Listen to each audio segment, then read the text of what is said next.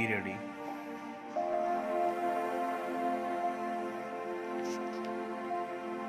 Start.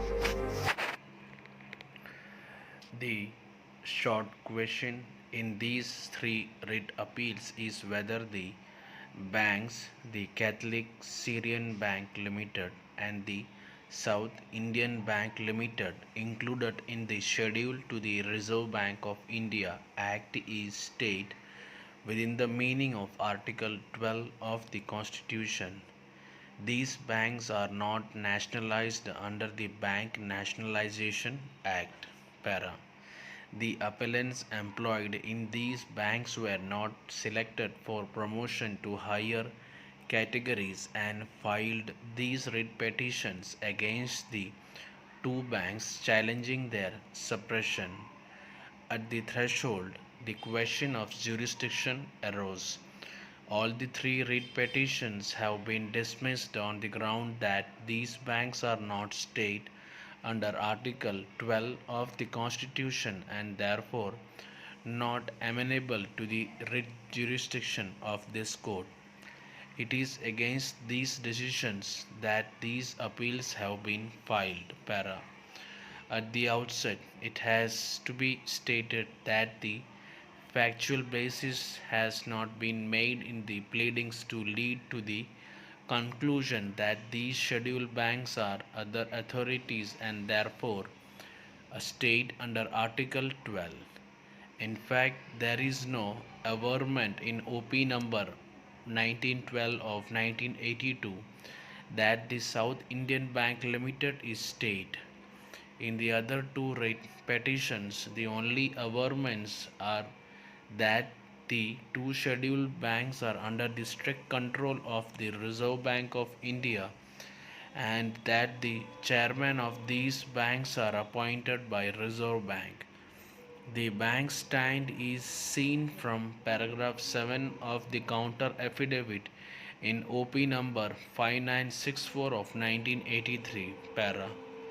The contentions in paragraph 10 of the petition are not correct.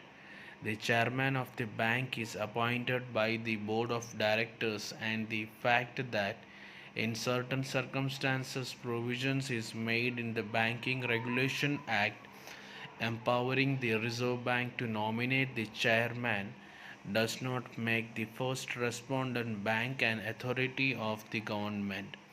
The bank has been incorporated under the Indian Companies Act and not formed under the provisions of the Bank Regulation Act as stated in the petition. The entire management of the company and its affairs are vested in the chairman of board of directors of the company who exercises his powers subject to the superintendent's control and direction of board of directors. The entire shareholding of the company is owned by private parties. The finances of the bank are raised by its own efforts and the profit of the bank are utilized by the bank for its purpose. The fact that the regularity provisions of the Companies Act 1956 or the Banking Regulation Act 1949 are applicable to the companies does not make it an instrumentality of the government or other authority within the meaning of either Article 12 or Article 26 of the Constitution.